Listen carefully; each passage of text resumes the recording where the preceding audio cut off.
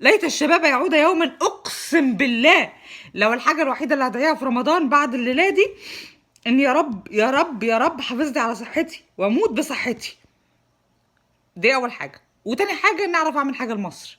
وتالت حاجه بقى النص التاني ده اللي يعني قاعد تايه ده، عيب بقى، عيب، بطل توهان. آه انا لسه مخلصه تمرين. كنت داخله الجيم بجد، دماغي مصدعه ولا مقريفه، ومش عايزه اتكلم ومش عايزه اعمل ومش عايزه اي حاجه، عايزه بس بجد هموت على الشعور ده، هموت على الافيونه دي. عارف، بعد الشر بعد الشر، بس اللي هم مدمنين المخدرات بلاش. في فيلم لعادل امام كده كان مدمن مخدرات او كان ظابط وادمنوه وحطوا له مخدرات في السيستم، فشفته كان مدمن ازاي، كنت بيموت عليها ازاي. اهو ده الشعور اللي الواحد بيحس بيه لما بيتمرن يعني مدمن تمرين، ايا كان شكله ايا كان جسمه. انا مش 24 ساعه فورمه، يعني انا ساعات ببقى فورمه وساعات ببقى عادي وساعات يعني كله، بس المهم الشعور، الاراده. فقلت لنفسي بقول لك ايه، ايه اللي انتي السرعه اللي انتي ماشيه بيها دي؟ جاوا عيال عندهم اصغر مني بالظبط ب 10 و11 سنه، جولي عند الستير ماسترز، انتي بتعملي كده ازاي؟ بقول لهم اصل انا اي دو ات سلو. قلت لا لا لا، سلو ايه بقى؟ بصي بقول لك اتحدي نفسك بقى شويه، عيب بقى، عيب، وتحدي نفسك للخطوه الجايه.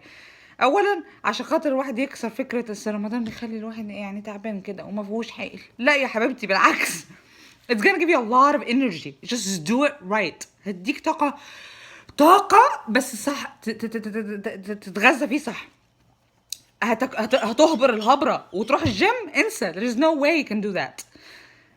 Again بكسر صيامي على 3 بلحات، كوباية قهوة، وسكوب اوف بروتين كده بمية، واجري على الجيم اتشقلب 45 minutes to an hour او ساعة ونص، عشان الجيم بتقفل بدري. والله لو ما كانش بتقفل بدري كان زماني لسه دلوقتي عمال انتع. وارجع اكل بقى. هتاكل وتروح مش هتحصل. وكل اللي جم النهارده بس انا لسه واكل، اللي شفتهم في الجيم النهارده واصغر مني ب10 سنين. عشان كده بقول لك ليت الشباب يعود يوما، لان it's a decision. ساعات كتيره صحتك بتبقى عباره عن قرارات بناخدها، حاجات بنبطلها، آه، عادات مش صحية ممكن نحاول نبطلها. أنا شخصيا بحاول دلوقتي أبطل حاجات وأبني في حاجات وأقوي إرادة. المهم كلمة أنا لما تيجي تقولها لنفسك، لأن أنت لو إحدى أساليب الثقة بالنفس إنك تكتسب ثقة بنفسك، أولا لما تيجي لازم منك أنت الأول، صح؟ وبعدين من الخمسة اللي حواليك اللي هم your loved ones، اللي يا مراتك وولادك يا أمك وأبوك وإخواتك. وبعدين الخمسة التانيين اللي هم أصحابك. وبعدين شغلك أو جيمك وشغلك ورياضتك وحاجتك. وبعدين المجتمع والناس والنيشن، حسب أنت وأهدافك. اوكي.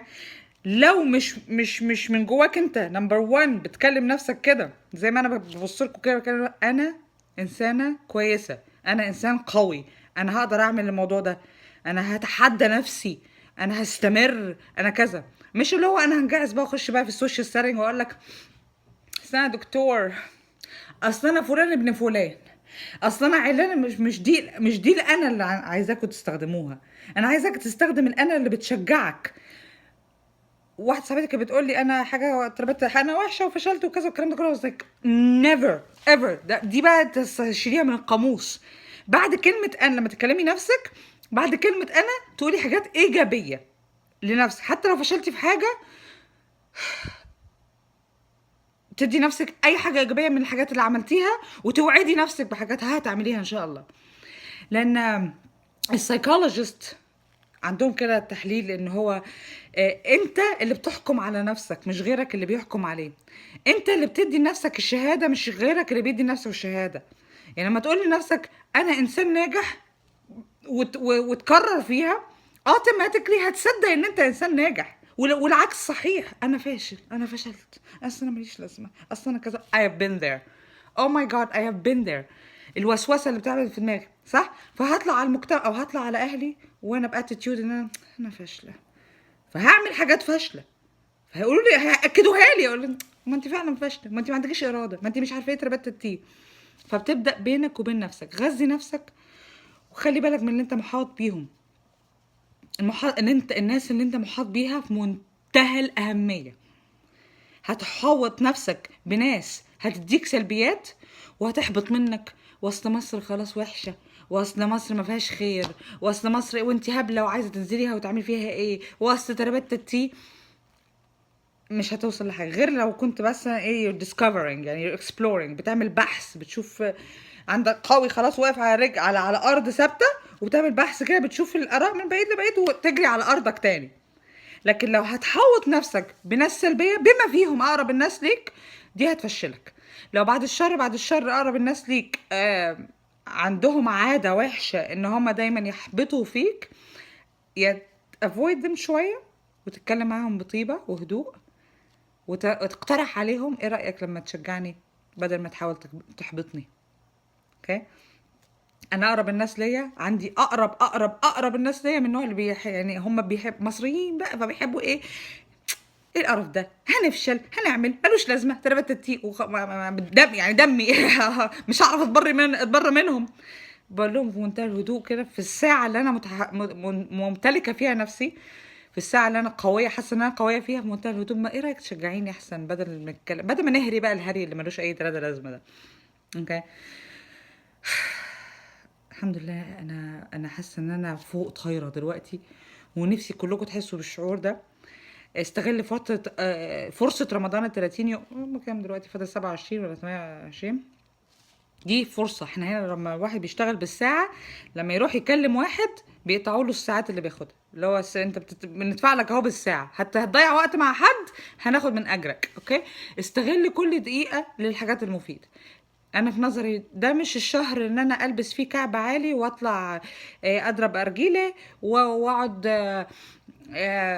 خيمات وهوتيلات وسحور. اقول الله، ما عندي السنه كلها اخرج والبس واعمل، عندي السنه كلها اتعرف واتشرف، عندي السنه كلها البس كعب عالي واتزوق. ما حبكتش يعني في رمضان اسيب كله في رمضان اروح اعمل طب ليه؟ طب هنقرا قران امتى مثلا؟ يعني بالعقل كده. وحاجه كمان لاصحابي واحده برضو لفتت انتباهي، بتقول لي في ناس اللي هم دي بارتي all year long، party people اللي في مصر يعني دي باري طول الوقت ويعني مكبرين دماغهم طول الوقت، فبيقولوا طب احنا ربنا مش هيتقبل لنا. ايش عرفك؟ جست اعمل اللي عليك سيبها له، بس اعمل اللي عليك، ما تقعدش تحبط نفسك بزياده. اصل انا خلاص طول السنه ما بصليش، فايه اللي هيخليني بقى ايه ربنا هيتقبل مني دلوقتي في رمضان؟ مين اللي دخل الكلام ده في دماغك؟ انت زيك زي اي حد كويس، وممكن انت اللي اكتر واحد غفلان تبقى احسن مننا كلنا. ما انت جربت الحاجات، يعني بتجرب حاجات وحشه، فممكن لو ساعتها قلت الله طب خلاص بقى، طب ما تيجي اجرب اصول العباده اللي هو الفايف بيلرز، الاركان الخمسه بس، اللي هو يعني مش هنأفور في حياتنا كمان، وتحس بشعور تاني حلو. خليك عندك ثقه بالله يا اخي، ثق بالله وثق بنفسك، اساسيات النجاح. السلام عليكم.